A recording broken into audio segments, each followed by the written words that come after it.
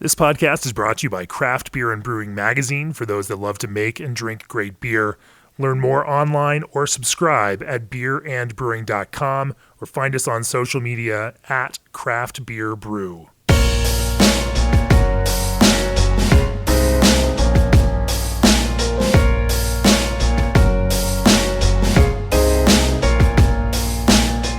Thanks for tuning into the podcast. I'm Jamie Bogner, Craft Beer and Brewing co-founder and editorial director. My guest on the podcast today is Jeremy Myers from Neshaminy Creek Brewing in Croydon, Pennsylvania. This is a continuation of our conversation that started in episode 8 of the podcast. Jeremy, you might remember, is a four-time and reigning Brewer of the Year, as named by the readers of Philly Beer Scene magazine, and Neshaminy Creek Brewing, for the last 3 years in a row, has been voted Brewery of the Year by those same readers.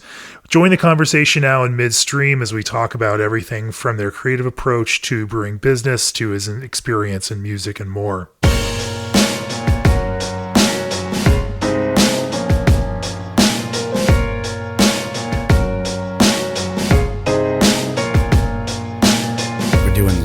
Recording now at the brewery.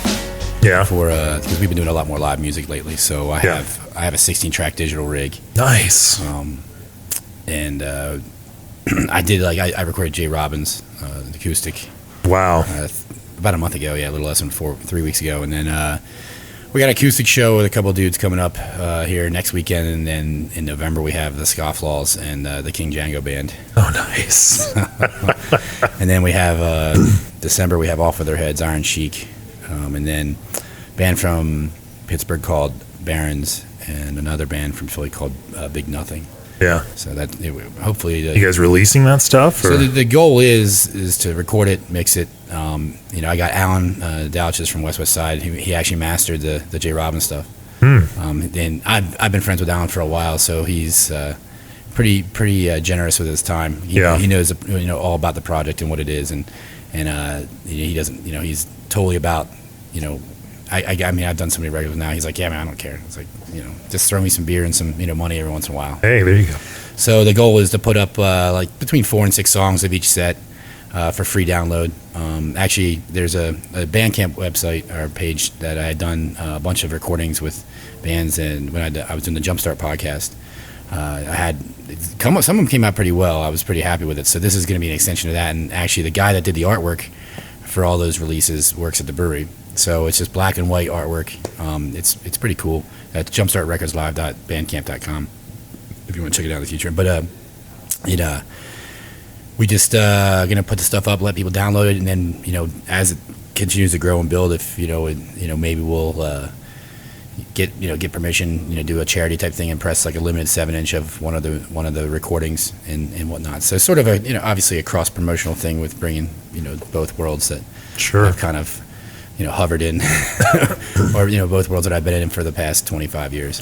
Since recording music now is a loss leader to drive concert revenue, I guess it doesn't matter that much if you're as long as you're paying or you're doing it yourself and then paying to have it mastered. Yeah. Exactly. It gets the message out for the bands and drives an audience in the crowd. I'm probably not correct in this, or this is probably a false statement, but I feel like we have the nicest PA of any brewery in America.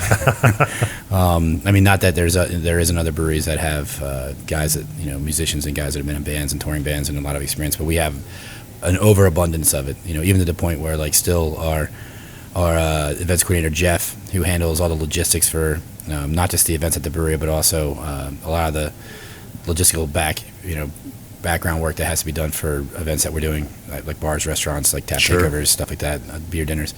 Jeff was in the band Jenner Berlin, but is still in the band Restorations, who were on Side One Dummy. The new record's not coming out on Side One, but Jeff also is the talent buyer at Boot and Saddle downtown, and also works at Union Transfer, which are two. Boot and Saddle is a smaller venue, but Union Transfer is probably the nicest club in the city. And he's been working with R5 for a while, so it's we have a good connection to these bands and agents already with Jeff, and then obviously there's a bunch of other dudes in bands and musicians and whatnot too, or have some sort of background either connected to Jumpstart or somewhat loosely connected to Jumpstart just because I knew them or whatnot. So definitely bringing those two worlds together and having some fun with it, and We definitely have had a lot of good bands play the brewery over the last 5 years. So, and we'll see where year 6 gets us. Sure. My side of the podcast, I let John talk about industry and politics and current issues on the business side of thing, and I'm trying to talk about beer and brewing it, just because it's our magazine and our brand is beer and brewing. Yeah. Brewing in the business of beer. So you're covering both. Yeah, we do that. We have our brewing industry guide and cover that too. Well, thank you for that little write up too. I totally forgot about that write up that was coming in that the industry guide. Oh, did we do a write up on you guys? Yeah, you did. Yeah. I remember doing the phone conversation, but then I had kind of the story that Tom wrote. Yeah. No, it's interesting to kick out these case studies, and I think. On that side, what I've found really interesting, and I think you guys are on the top end of a trend that's going to continue to expand like that, and that is current and successful craft breweries buying troubled breweries, and and being able to both allow for the exits of those folks and to make turn them into successful properties that are actually contributing to the craft beer community, and I mean, in our case, it was a shame that they, the brewery that was in that building before we purchased it, Guildhall. It was a shame that they weren't successful because they did an unbelievable job renovating and remodeling that building. The easiest way of kind of explaining it is that they spent all their money doing that. Sure. And they didn't really hire, an experienced brewer that was also, keyed in with what's going on in craft beer right now. The brewer and owner. The head brewer and owner was really, he had worked at a brew pub in the city in the past, so he had experience, but he was, the IPAs were, 20 years old. No one's trying to drink. Not to say you can't make that, but it's funny that, in English style, like malt forward, caramel forward, traditional like C-hop IPA is something that is 20 years old now, and people that's become a specialty. Like, oh, this is our one-off, American IPA, which is cool. It's interesting to drink this, but that you can't base a business model around that. Right. You have to be dynamic and flexible and be able to adjust and move. And still, it's funny because and we can talk about this in a little bit, but I'm getting involved with another project with one of our brewers is opening a brewery, and I've put together a group that's helping him. And whatnot. And one of the things that I feel like every brewer, a lot of brewers, not every brewer, but a lot of brewers, when they leave their brewery that they're at or they want to start their own brewery, they want to make their beer, which, that's great. Everybody wants to make their beer. Everybody makes their beer. But you also have to understand that at the end of the day, you're going to make the beer that people want. Right. That pays the bills. It's like, for example, we didn't make Highline IPA because I was thinking about it in the sense that it would be a beer paying bill, but it's also the IPA I want to make. And it just happens to be that I have to make it all the time now. We're at this point where that in Shape of Hops to Come are obviously our bread and butter. So we of the 24 brews we do a week right now, 18 of them are County Line and Shape. Wow. So, which then puts a stress and strain on the rest of the brands and what we're supposed to do. But when you can't make enough of those two beers, how do you determine which is more important? Obviously, the ones that are selling. Not that our other brands don't sell, but there's a huge difference between the sales rate of a Vienna lager and a double IPA or a single IPA. So that's the biggest challenge we've had lately, among other things. You see it in a lot of states where craft beer laws have changed, or brewing laws have changed specifically, or distribution laws have changed that have allowed for the expansion and growth of new breweries. Yeah. In our area, the big ringer of that would be New Jersey. Pennsylvania too, but Pennsylvania has always been, as far as the state laws are concerned, very brewery friendly. Right. Not consumer friendly, although they are now. I'd say the consumer side of things has changed completely and drastically over the last 5 years. But New Jersey has been playing catch up. And the one thing we see, or at least I see, and I feel like, and you see it in other states and other markets as well, is that local doesn't mean good and new doesn't mean good. Sure. And I think that's sort of a reckoning that's going to be coming in craft beer, coming in craft beer here real soon, because there's certainly a lot of new breweries that are making good beer, but there's also even more breweries that I think are making bad beer, and there isn't a filter. There isn't someone. I still think craft beer drinkers in whole. There's a lot of educated craft beer drinkers, but by far the majority of craft beer drinkers are very uneducated about beer, and don't know what is supposed to be an off flavor, what is acceptable, for what. And again, they determine what's accepted. The market does to a certain extent, but also, it's one of those things that feeds into it. I've had so many beers from so many new breweries that people rave about, or this brewery or that brewery, and all these guys are, they're good, they're good guys. They know what they're doing. They're a really good brewery, and you should try their stuff. And then I have it, and it's like, well, this is a diacetyl bomb, they're using, one of the things I've noticed, especially because in our areas, you have the New England IPA, the hazy IPA, and that just doesn't make it good, because one of the, there are a lot of, and it's kind of a funny topic for me because I think sometimes a lot of people feel like that I'm overly negative about that style of beer, and I'm not. Yes, you are. I'm not. Yeah, you are. No, I'm not. I'm a realist about that style. As an owner and for the record, I've had plenty of arguments with you about this in the past, but I don't remember. Maybe you've taken away from this the wrong impression, because here's my take on it. Is it turbid or is it hazy, Jeremy? Well, turbid. They're definitely turbid. What's being put out on the market is turbid. And again, I don't think that necessarily by itself makes it wrong or bad. Sure. The problem I have with it, and one of the things I've noticed, is that there's such a rush, especially in our market, to make these styles that they're just getting, these brewers are getting horrible hops, really bad hops. Yeah. I've noticed such a huge onion and garlic character in a lot of these beers because they're getting late season high alpha stuff that this has a ton of dimethyl trisulfide conversion or already in the pellets. So you're getting, what in low levels would give you that mango or pineapple in these, really old, or now, there's a reckoning coming on hops too. There's the spot market is being artificially controlled right now, in my opinion, because there's a ton of spot, and Yakima is freaking out because they don't want the bottom to fall out of it, so they don't lose all this money from these contracts they have. But that doesn't make these hops good. I just got done doing selection on Monday, and as a brewer that's able to be able to contract and use that amount and then go and do selection, that's this, and it being the first time we've been able to do it with these main varieties, aroma and flavor varieties, like just having what was put on the table for us, I was satisfied with what we selected, but it still wasn't exactly, you get some hops that are great, some batches that are great, batches of Simcoe where you put 11 pounds in a bucket and it smells like a bucket of mangoes.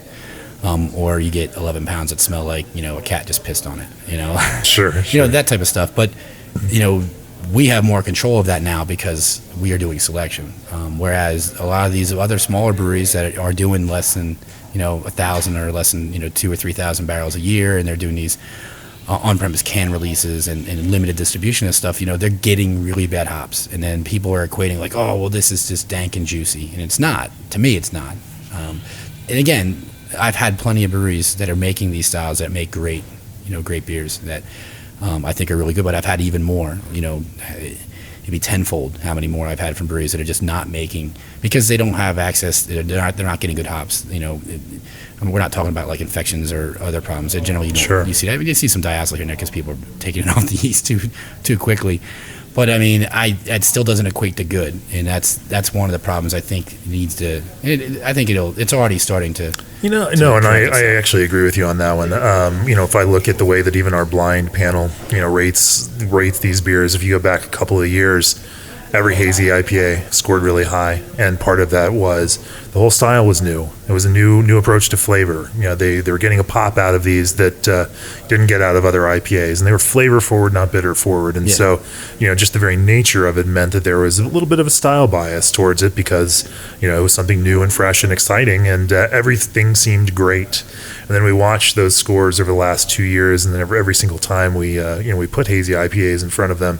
Now that they're more familiar, and now that it's it's just a style that's that they drink as much as every other style, and the judges themselves have had more contact with this style in general.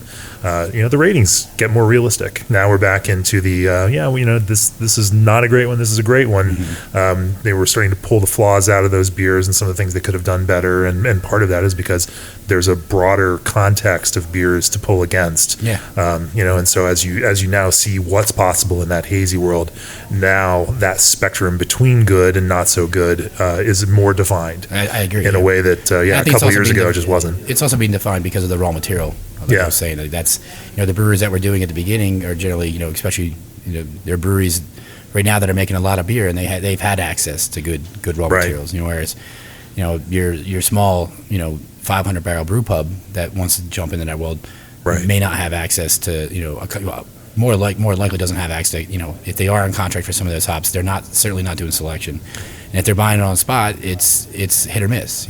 Right. You might get one batch, 220 pounds of Simcoe or Citra or Mosaic or whatever. That's great. And the next one is just an onion patch. Right. So, and I've seen that myself. As Sure. a brewery now, I mean, we're going to hit. We're going to be close to 20,000 barrels this year. Right. We were just under 10,000 the first 6 months of this year. So, as a brewery that's doing 20,000 barrels, we're beholden to that, not after this harvest year. Right. But even this year has been a challenge at times. Yeah. Because the lots and the batches that we've gotten, some have been just pure gold, and some of them have been, wow.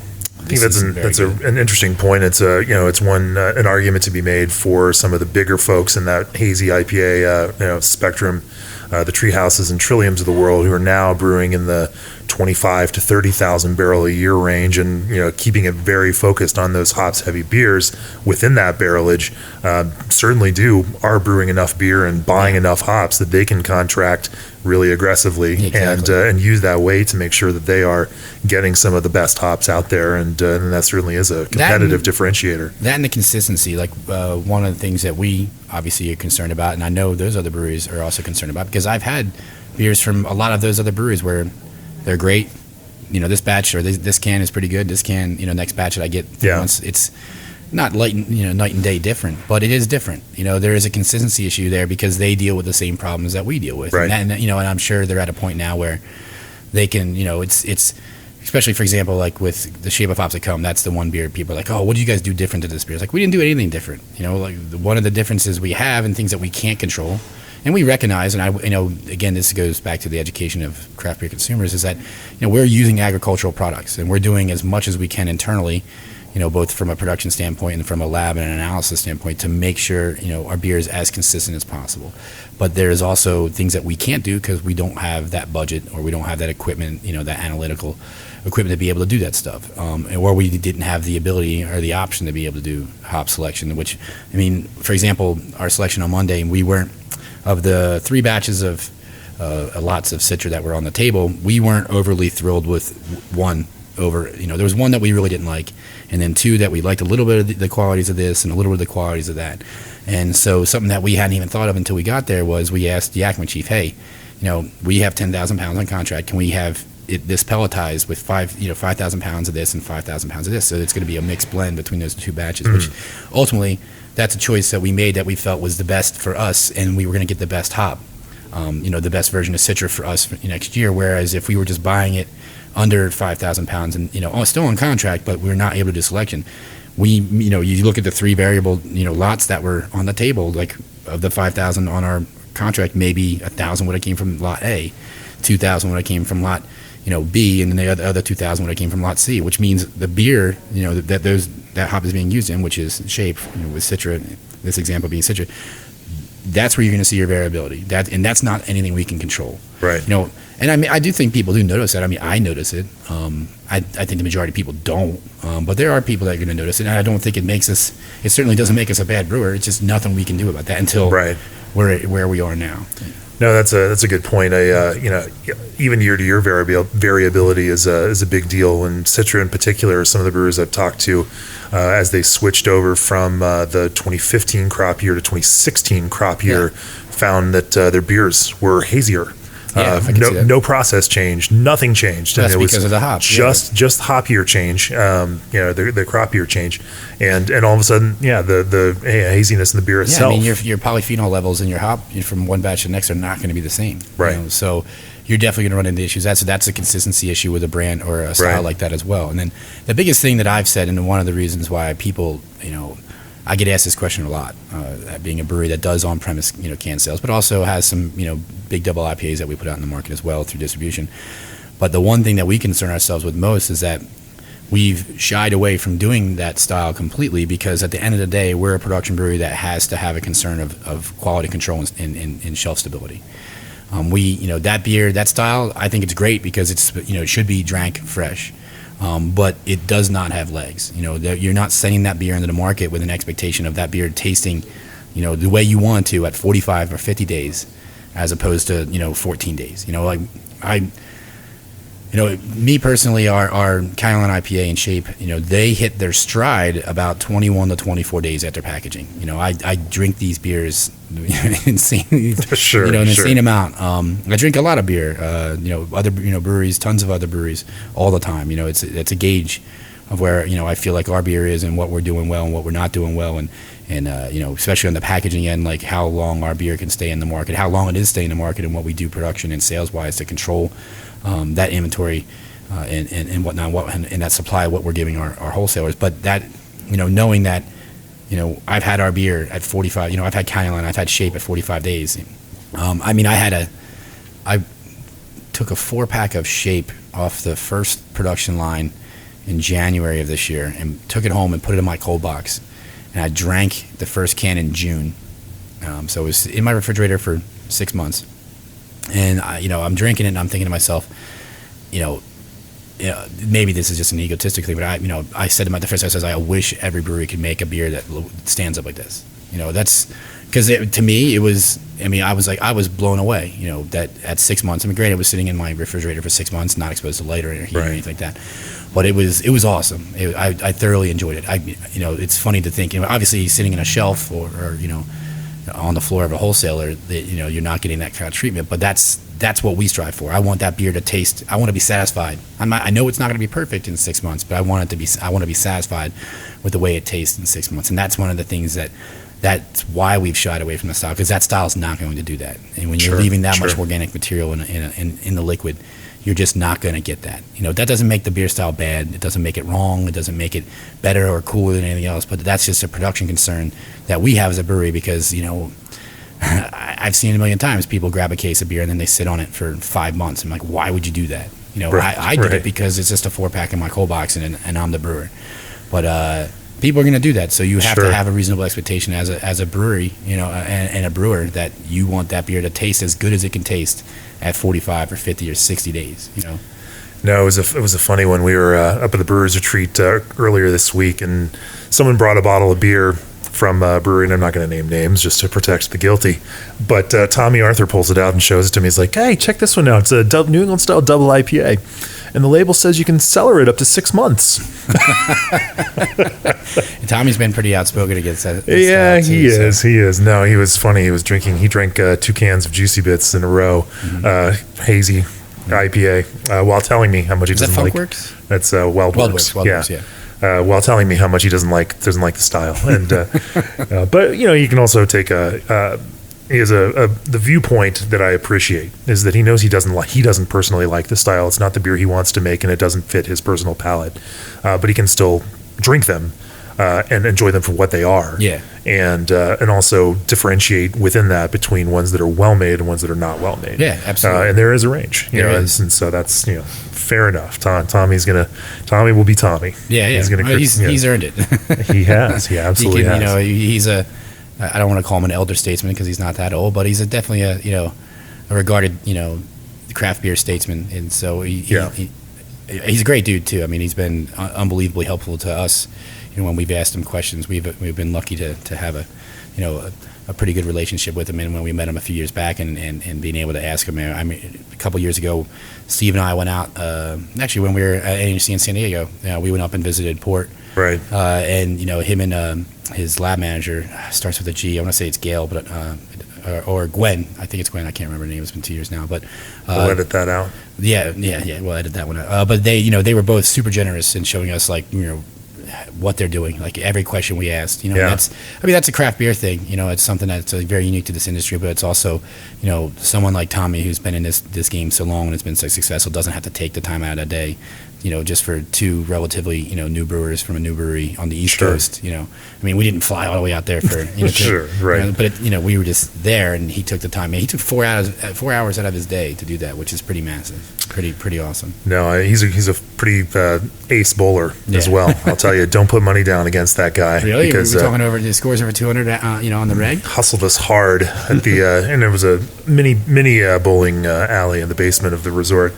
But he was bowling 100, 110, and then the money came out, and all of a sudden he's got 150 up there on the, he's a ringer.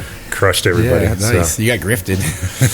Hey, he took $35 from all of us. Nice, so, nice. Getting by some more hazy IPA.